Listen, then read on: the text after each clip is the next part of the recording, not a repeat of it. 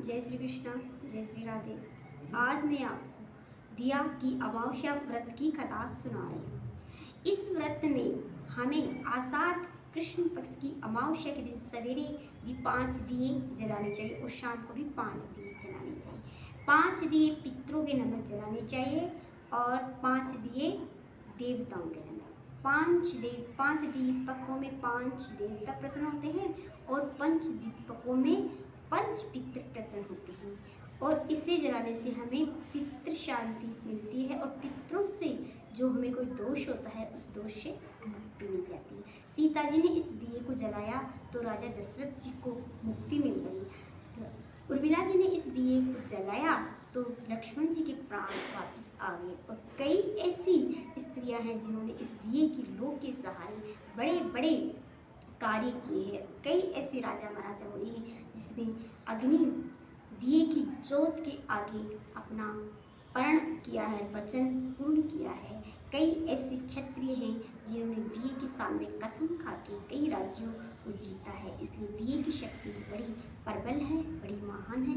दिए में ऐसी ऊष्मा, ऐसी ऊर्जा पाई जाती है। दिए से घर में देवमय हो जाता है। दिए की खुशबू, दिए के जलने से देवता प्रसन्न होते हैं। इसलिए दिए की पूजा और दिए जलानी हमें अवश्य चाहिए। इस अमावस्या पे दिए जलाकर दिए की पूजा करने से बहुत ही लाभ होते हैं। इसकी कथा इस प्रकार है। एक राजा था, उसके एक बेटा और एक बहू थी। बेटा परदेश में चला गया था, बहू घर पे थी। तो बहू हर अमावस्या पे दिए जलाती और देवताओं को और पितरों को भोग लगाकर दिए को भी मीठा पकवान खिलाती। इस प्रकार कई वर्ष बीत गए। एक बार क्या हुआ, सास के उस घर में मेहमान आ गए और सास ने मीठा भोजन बनाया। बहू को भूख लगी थी, बहू ने भोजन कर लिया बिना सास से पूछे। तो सास ने पूछा बहू से कि बहू भोजन झूठा किसने किया। तो बहू ने सोचा कि सास से कहूँगी तो सास गुस्सा करेगी, इसलिए चूहों को नाम लगा देगी। उसने कह दिया कि चूहे आए थे और खा गए। सास ने कुछ नहीं कहा, चूहों को गुस्सा आया और उसी रात को मेहमानों के कमरे में से निकलकर चूहे बहू के अपील द्वारा बहू के कमरे में गए और बहू की काजली लेकर मेहमानों के कमरे में रख दिया।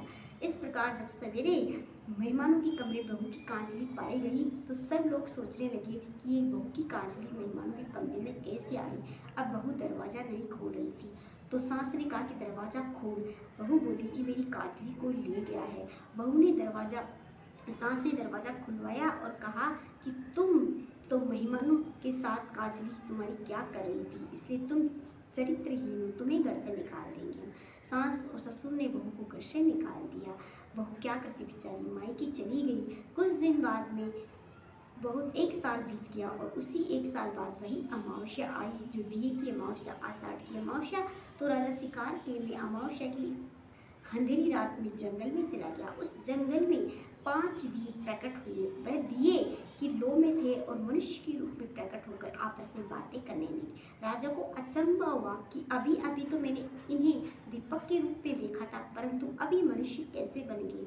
वह उनको छिपकर देखने लगा। वह दिए आपस में बातें कर रहे थे, कह रहे थे कि आज मेरे यहाँ खीर बनी, कोई कहता हलवा, कोई कह रहा पकौड़े, कोई कहता था मीठा भात। इस प्रकार सब अपने अपने घर की प्रशंसा कर रहे थे। परंतु जिस दिए को बहू भोग लगाती थी, बहू जलाती थी, उस दिए ने कहा कि मेरी घर में तो आज कुछ नहीं बना और किसी ने मुझे भोग नहीं लगाया और किसी ने मुझे जलाया भी नहीं। तब बाकी के दिए बोले आज ऐसा क्या हुआ। तब वह दिया बोला कि जो बहू, जिस राजा के घर में मुझे जो बहू भोग लगाया करती थी, उस बहू को एक बार मेहमान आने पर मीठा खाने की इच्छा हुई और उसने मीठा खा लिया और सास से कह दिया कि चूहे खा गए। चूहों को गुस्सा आया, उसकी काजली मेहमानों के कमरे में रख दिया, इसलिए उसे सब लोग चरित्रहीन समझकर घर से निकाल दिया। परंतु वह बहुत ही अच्छी और बहुत ही देवमय स्त्री थी। उसने हमें प्रसन्न करने के लिए दिए जलाती थी और मीठा भोग लगाती थी। अब वह जहाँ भी है सुखी रहे, मेरी यही प्रार्थना है।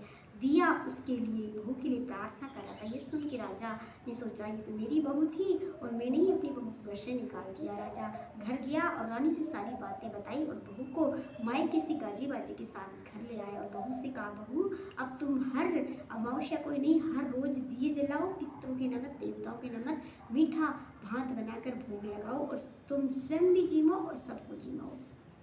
इस प्रकार बहू भी प्रसन्न होकर रोज दिए जलाने लगी और सबको जिमाने लगी, दियों को भोग लगाने लगी। दिए प्रसन्न होकर बहू को आशीर्वाद दिया। बहू के 9वें महीने गर्भ से पुत्र उत्पन्न हुआ और उसके बाद में उसका पति भी उस देश का राजा बन गया और उसके बेटे पोते सब परिवार में कुशल शांति हो गई और राजा भी दीर्घ आयु जीकर अंत में स्वर्ग को गया और बाद में वह बहू उस देश की रानी और राजा बनी। इस प्रकार इस कथा को सुनने मात्र से दीपक देवता प्रसन्न होते हैं, पितृ देवता प्रसन्न होते हैं और अमावस्या की रात गहरी रात अंधेरी रात होती। उस दिन रोशनी करने से, अंधकार का नाश करने से, रात में दिए जलाने से देवता प्रसन्न होते हैं। अमावस्या की रात में पितृ सर्पों के रूप में जंगलों में और इधर उधर जिसकी घर का पितर उसी के घर के आसपास फिरता रहता है, उसे अंधेरे में बहुत पीड़ा होती है, इसलिए हमें दिए